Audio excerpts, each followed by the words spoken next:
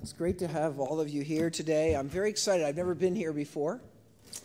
And this is an important new initiative in education, in management education. And I'm very proud that I've known Jose Salibi for many years, and some of your faculty for many years. I've been associated with HSM for a long, long time.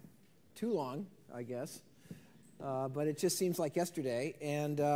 And now we have this remarkable new organization that's trying to transform the way managers get trained.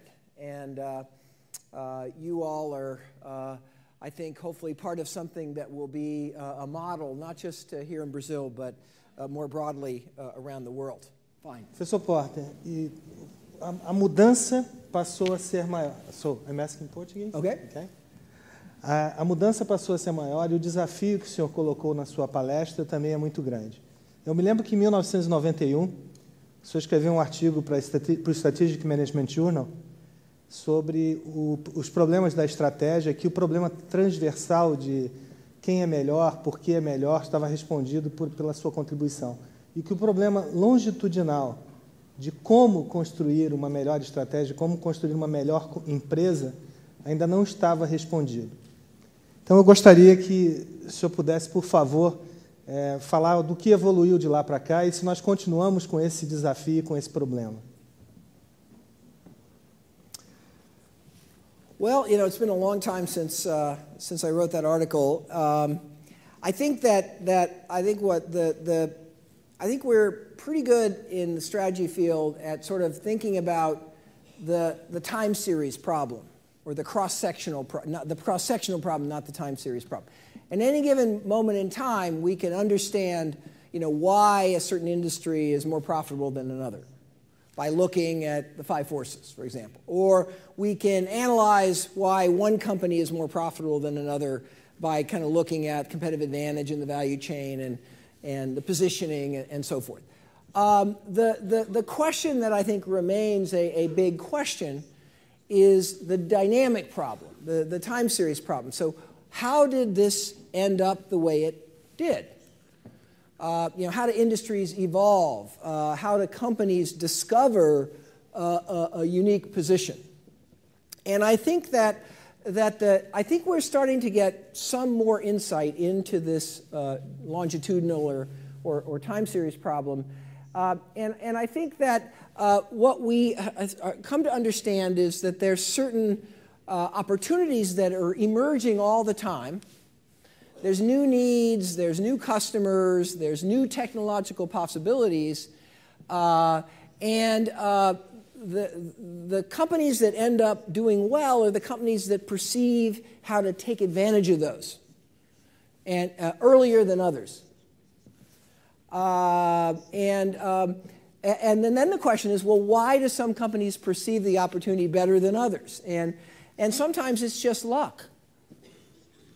And sometimes it's history. It's you know, it's the company. Somebody in the company, a senior executive, had an experience that brought something to their mind because of the experience they had that other people really haven't seen. So I think we're learning a little bit about the origins of strategy, the origins of competitive advantage. But I guess what I'm saying today with this lecture is we now have a whole new game. And this is going to create the opportunity for thousands and thousands and thousands of new, unique positionings in the marketplace. And, you know, Whole Foods, I showed you that slide, they were very early to see the opportunity to build a food store around the concept of nutrition and health, rather than, oh, this is just a place to come buy your candy bars.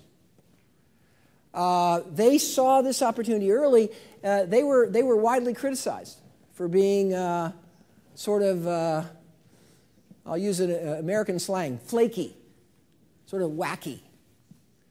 But they actually saw something very clearly that others couldn't see because they were still caught up in the conventional grocery store. And it had to do with sort of some personal here's history and chemistry they had. So I think this is still a very, very hard question. We don't have a structured theory. The act of creating a strategy is ultimately an act of innovation. It's seeing something that nobody's seen before. You can put some structure behind it.